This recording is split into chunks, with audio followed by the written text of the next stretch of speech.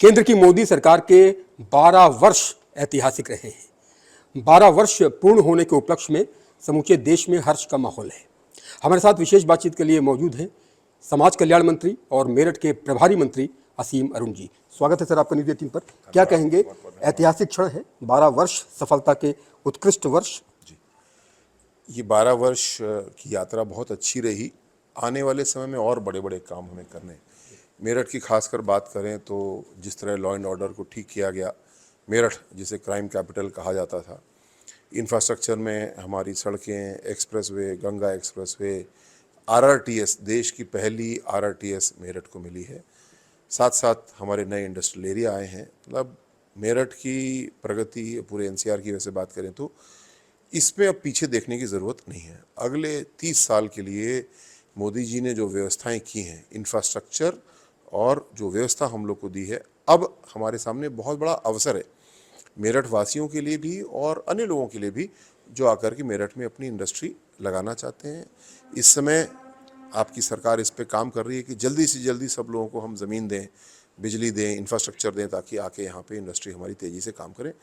आने वाले समय में गंगा एक्सप्रेसवे की वजह से और औद्योगिकीकरण तेज होगा।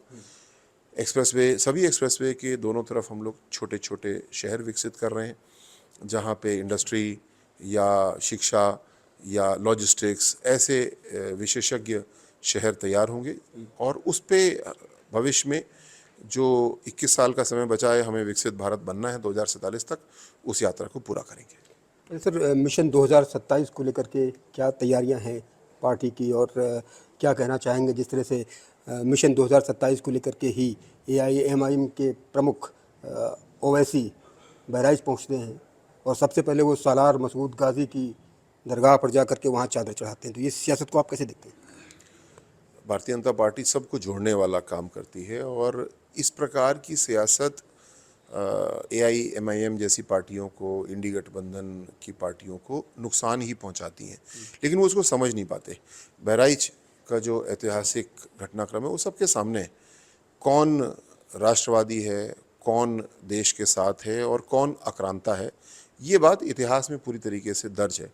अगर हम अपने राष्ट्र के प्रति, धर्म के प्रति जिन लोगों ने आक्रमण किए उनको हम आदर करेंगे, उनको सम्मान करेंगे, तो निश्चित रूप से पूरे देश के नागरिकों को बुरा लगेगा। केवल हिंदुओं को नहीं, मुसलमानों को भी बुरा लगेगा, क्योंकि सही कौन है, गलत कौन है, आक्रांता कौन है, पीड़ित कौन है, ये देश जानता है। जो ओवैसी जी कर रहे हैं ये किसी भी तरीके से स्वीकार नहीं है, इसको उत्तर प्रदेश नकारेगा। समाजवादी पार्टी के विधायक हैं रविदास मेहरोत्रा, वो भी सालार मसूद गाजी को सूफी संत बता रहे हैं। उन्होंने इतिहास पढ़ा ही नहीं, उनको वो किसी प्रकार से वो सूफी संत नहीं थे, वो एक आक्रांता थे और जो स्थान वहाँ बना है वो भी उस युद्ध के बाद बना है, तो ऐसे योद्धाओं का कोई सम्मान नहीं। हाँ, सूफी संत जो हैं, भक्ति काल के जो हमारे लोग हैं, वो चाहे कबीरदास जी हों, चाहे संत रविदास जी हों, या बाद में और हमारे इस प्रकार के दरगाह में जिनकी पूजा की जाती है, सभी लोग जाते हैं। जिन्होंने प्रेम का संदेश दिया उनका हम लोग स्वागत करते हैं, जिन्होंने आक्रमण किया नहीं, उनका स्वागत नहीं करते हैं। और लेकिन उस इतिहास को बिगाड़ने की भी ज़रूरत नहीं है, जो फैक्ट है उसके हिसाब से देखना है, हमको निर्णय लेने हैं। अच्छा सर, बेटी के सम्मान को लेकर के मुख्यमंत्री जी ने कल बड़ा बयान दिया और ये कहा कि भाई अखिलेश जी की बेटी के साथ भी अगर किसी ने अभद्र टिप्पणी की है तो तत्काल एफआईआर की जाए, कार्रवाई होगी, और बेटी के सम्मान के साथ, उनके स्वाभिमान के साथ कोई समझौता नहीं होगा। योगी जी के नेतृत्व में सरकार कानून का राज स्थापित कर रही है और आगे भी करेगी। बेटी चाहे किसी की भी हो, यहाँ पे कोई फ़र्क नहीं पड़ रहा कि वो अखिलेश यादव जी की बेटी है। जिसके खिलाफ गलत टिप्पणी की गई, जिन्होंने गलत टिप्पणी की, उनके खिलाफ कानूनी कार्रवाई की जा रही है। लेकिन ये बात बहुत महत्वपूर्ण है, समझने की ज़रूरत है। समाजवादी पार्टी की सरकारों के समय क्या बेटियों की कोई इज्जत थी? आज योगी जी ने अखिलेश जी की बेटी के सम्मान के लिए कानून को लागू किया है, लेकिन यही समाजवादी पार्टी के लोग बेटियों की किस तरह इज्जत से खिलवाड़ करते थे और फिर बोलते थे लड़के हैं, गलतियां हो जाती हैं। तो यहाँ पे किसी लड़के से गलती जो हुई है उसको स्वीकार नहीं किया जाएगा। जिसकी जितनी गलती है कानूनन उसको उतना दंड जरूर दिया जाएगा, चाहे बेटी किसी की भी हो। एक अन्य सवाल, आखिरी सवाल सर, कि बहुजन समाज पार्टी की सुप्रीमो भी चिलचिलाती धूप में चुनावी अभियान पर निकलने वाली हैं। कहा जा रहा है कि अम्बेडकर नगर और ईस्ट में एक दो रैली उनकी इसी महीने होने वाली है। कैसे देखते हैं बहुजन समाज पार्टी की इस सियासत को? ये मेरी जानकारी में तो नहीं है कि बसपा का क्या कार्यक्रम है, किंतु बसपा भी एक पार्टी अपना कार्यक्रम लगाती है और चलती है। मेरी बहुत शुभकामनाएं। कांग्रेस को लेकर क्या कहेंगे? राहुल गांधी अभी पश्चिम बंगाल का जो रिजल्ट आया उसने भी एक मैसेज दिया है, सनातन का मैसेज दिया है, और यही सनातन का मैसेज उत्तर प्रदेश भी देने वाला है 27 में।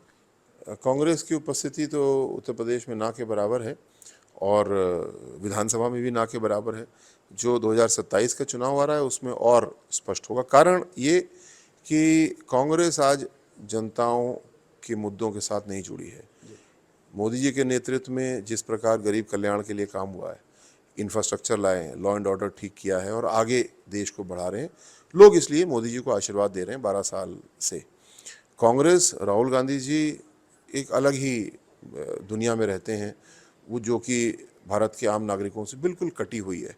तभी ना तो उनके भाषणों से कोई व्यक्ति तरंगे मिला पाता है और ना ही उनकी योजनाएं, जैसा उन्होंने कहा खटाखट और ये चेक मिलेगा वो मिलेगा, सब लोग समझ गए कि इसमें कोई गहराई नहीं है।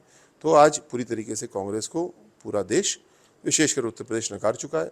यही परिणाम 2027 में कांग्रेस के संबंध में दिखेगा और भारतीय जनता पार्टी आदरणीय योगी जी के नेतृत्व में और भी ज़्यादा वोट शेयर के साथ, और भी ज़्यादा सीटों के साथ सरकार बनाएगी। अरे सर, क्या पश्चिम बंगाल की जो सियासत, जो रिजल्ट सामने आए, जिस तरह से तृणमूल कांग्रेस बिखर गई, तिनका तिनका हो गई, रीजनल पॉलिटिक्स पश्चिम बंगाल में एक तरह से समाप्त हो गई, तो ऐसा ही कुछ दृश्य क्या आप उत्तर प्रदेश में भी देख रहे हैं समाजवादी पार्टी के साथ?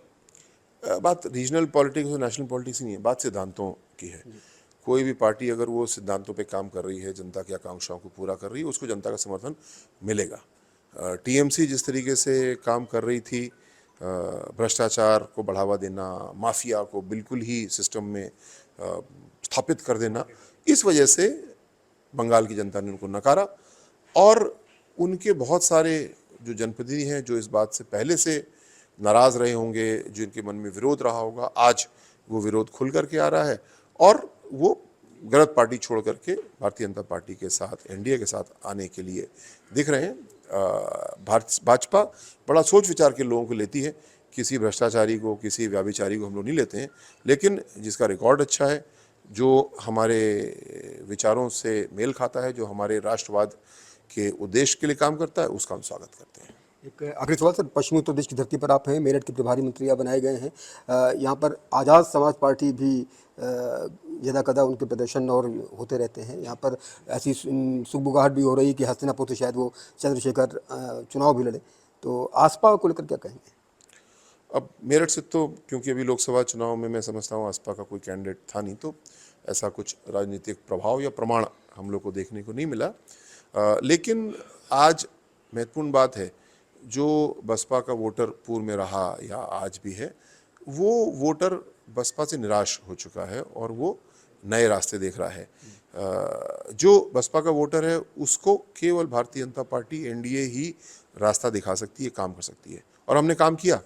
2014 से केंद्र में सरकार आई, 17 से प्रदेश में सरकार आई, तो एक एक करके हमने सम्मान के लिए काम किया, बाबा साहब के सम्मान के लिए काम किया, जनपदों पे काम किया, गांव की गलियों को ठीक किया, बच्चों को 100% स्कॉलरशिप दी, नए नए विद्यालय खोले। मतलब काम की सूची बहुत लंबी है, और मूल उद्देश्य ही हमारा है कि अंतिम पायदान पर खड़े हुए व्यक्तियों को सहयोग करना, आगे बढ़ाना, जिसमें ज़्यादातर लोग अनुसूचित जाति के हैं, पिछड़े हैं, अति पिछड़े हैं, और उनके लिए हमारी सरकार बहुत मेहनत के साथ काम करती है। बहुत बहुत धन्यवाद सर आपका, असीम अरुण जी, मेरठ के प्रभारी मंत्री, जिन्होंने साफ तौर पर बताया कि मोदी सरकार के 12 वर्ष उत्कृष्ट वर्ष हैं और हर क्षेत्र में एक नया कीर्तिमान मोदी सरकार ने स्थापित किया है।